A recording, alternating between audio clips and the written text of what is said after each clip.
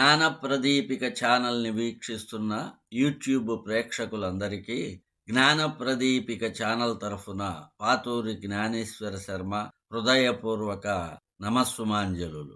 ఇది మార్గశిర మాసము.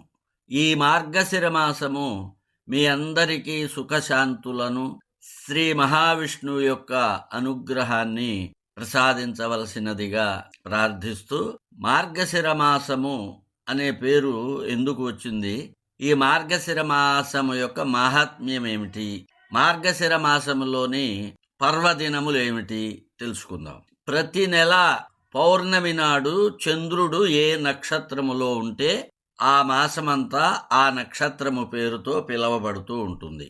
ఉదాహరణకి పౌర్ణమి నాడు చంద్రుడు కృత్తికా నక్షత్రంలో ఉంటే ఆ మాసము పేరు కార్తీక మాసము.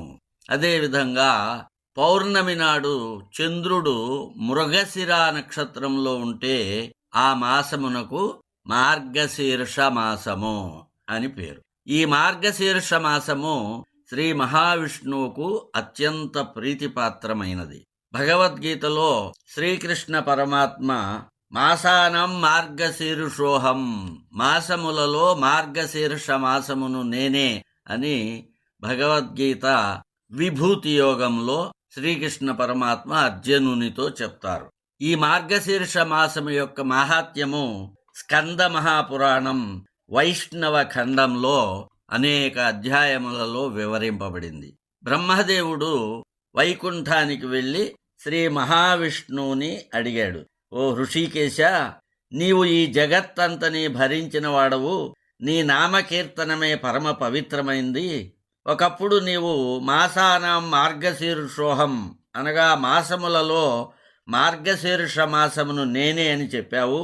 అందువలన ఈ మార్గశీర్ష మాసము యొక్క మహాత్మ్యము, విశిష్టత, ఫలములను తెలుసుకోగోరుచున్నాను, కాబట్టి తెలియజేయవలసింది అని ప్రార్థించాడు.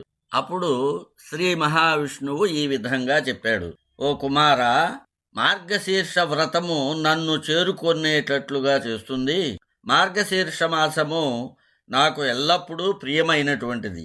ఈ మాసంలో ప్రాతకాలంలోనే నిద్రలేచి విధిపూర్వకంగా స్నానము చేయు మనుష్యుని ఎడ నేను సంతృప్తుడనై నన్ను నేనే సమర్పించుకుంటాను అని చెప్పి దానికి ఒక ఉదాహరణ కూడా చెప్పారు. ఈ పృథ్వీపై విఖ్యాతుడైన మహాత్ముడు నందగోపుడు వసించు గోకులమునందు వేల కొలది గోపికా కన్యలున్నారు. వారి అందరి చిత్తములు నా రూపంచే ఆకర్షింపబడినై. అప్పుడు నేను మార్గశీర్ష మాసమున స్నాన విధిని నిర్వర్తించుటకు ఆదేశించాను. నా ఆదేశాన్ని అనుసరించి ఆ గోపికా కన్యలు మార్గశీర్ష మాసమున ప్రతిదినము ప్రాతకాలమునందు విధిపూర్వకంగా స్నానము చేసి తమ ఇష్టదేవుని పూజించి అర్చనము చేసేవాళ్ళు. ఈ విధముగా విధిపూర్వకముగా మార్గశీర్ష వ్రతమును ఆచరించుటచే నేను చాలా ప్రసన్నుడనై వరముగా నన్ను నేనే వారికి అర్పించుకున్నాను అని బ్రహ్మదేవునికి చెప్పారు. కనుక మార్గశీర్ష మాసములో ప్రాతకాల స్నానము అత్యంత ప్రాముఖ్యము కలిగినటువంటిది. అంటే తప్పనిసరిగా ప్రాతకాలములోనే, అంటే సూర్యోదయం సమయానికే స్నానము చేయాలి. ఇంకా ఈ విధంగా కూడా చెప్పారు, ఈ మాసంలో ప్రతిరోజు విష్ణు సహస్రనామము, భీష్మ స్తవరాజము, గజేంద్ర మోక్షము, మనుస్మృతి, భగవద్గీత, ఈ 5 విధములైన స్తోత్రములు నాకు చాలా ప్రియమైనవి. వీనిని విని నేను సంతోషిస్తాను, కనుక వీటిని పారాయణ చేయాలి అని కూడా శ్రీ మహావిష్ణువు బ్రహ్మదేవునికి చెప్పాడు.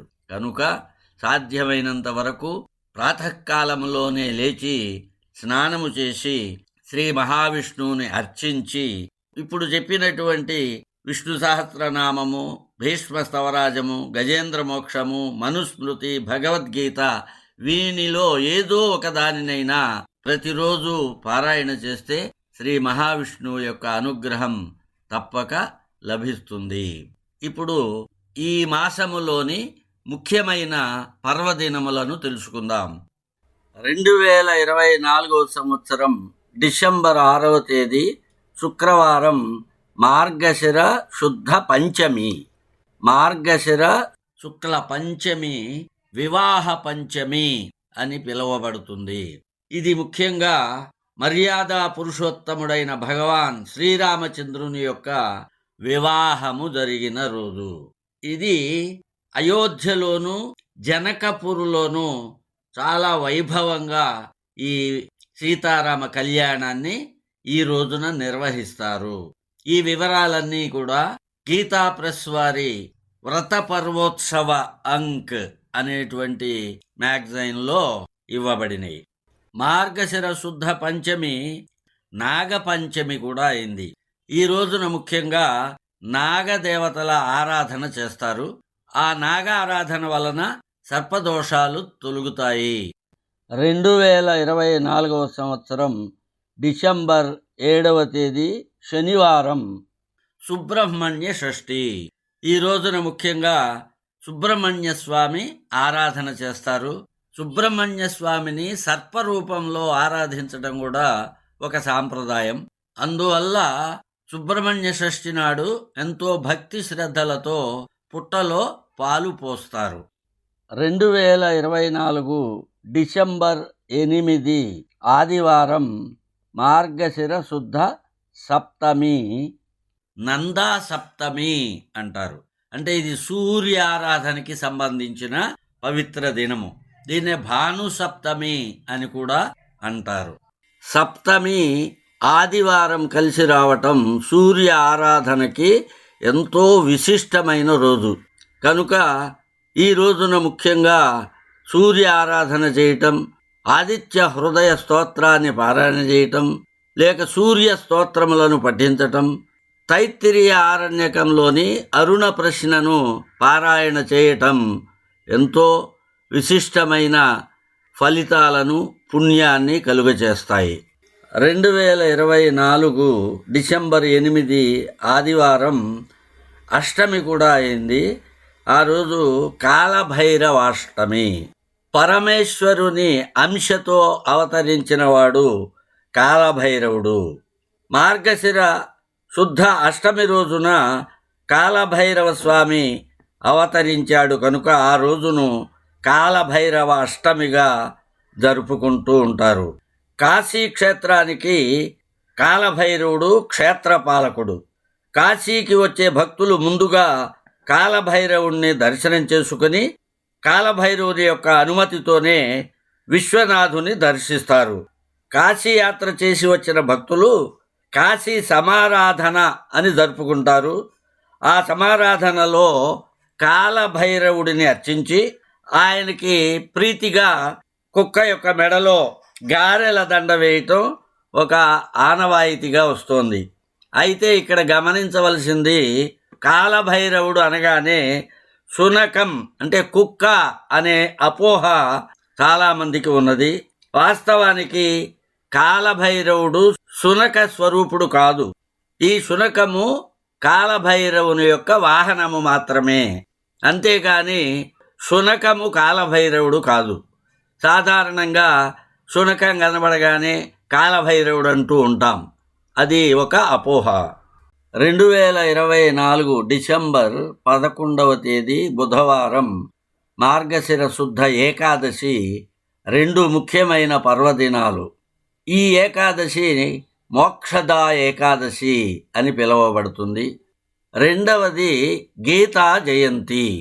2024 డిసెంబర్ 13 శుక్రవారం మార్గశిర శుద్ధ త్రయోదశి హనుమద్వ్రతం.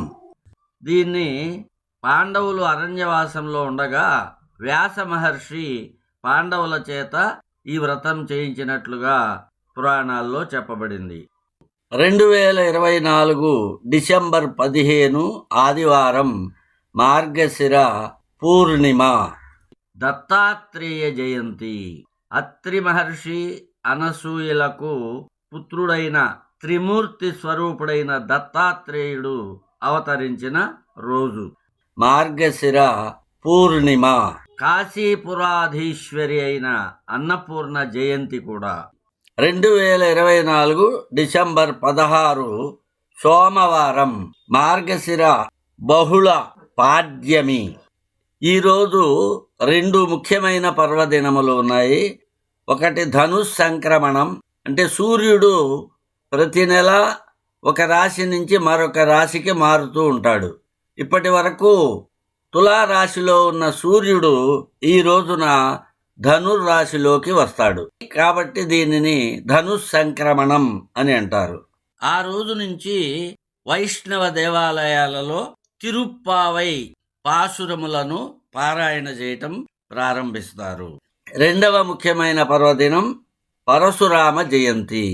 శ్రీ మహావిష్ణువు యొక్క దశావతారములలో 6వ అవతారమైన పరశురాముడు అవతరించిన రోజు. 2024 డిసెంబర్ 18 బుధవారం, మార్గశిర బహుళ చవితి, సంకష్టహర చతుర్థి. విఘ్నేశ్వరుని అనుగ్రహం కోసం చేసేటువంటి వ్రతం. ఈ వ్రతం వలన అనుకున్న పనులు తప్పక నెరవేరుతాయి అని నమ్మకం. 2024 డిసెంబర్ 26 గురువారం, మార్గశిర బహుళ ఏకాదశి, ఉత్పన్న ఏకాదశి. 2024 డిసెంబర్ 29 ఆదివారం, మార్గశిర బహుళ చతుర్దశి, మాస శివరాత్రి. ఆ రోజున శివారాధన, ముఖ్యంగా రుద్రాభిషేకాలు, శివ సంబంధించిన స్తోత్ర పారాయణలు చేయటం ఎంతో మంచిది. 2024 డిసెంబర్ 30 సోమవారం, మార్గశిర అమావాస్య. ఇవి మార్గశిర మాసంలోని ముఖ్యమైన పర్వదినాలు. స్వస్తి ప్రజాభ్యః పరిపాలయంతాం న్యాయేన మార్గేణ మహిం మహీషః. గోబ్రాహ్మణేభ్యః శుభమస్తు నిత్యం. సమస్తలోకాః సుఖినో భవంతు. ఓం శాంతి శాంతి శాంతి.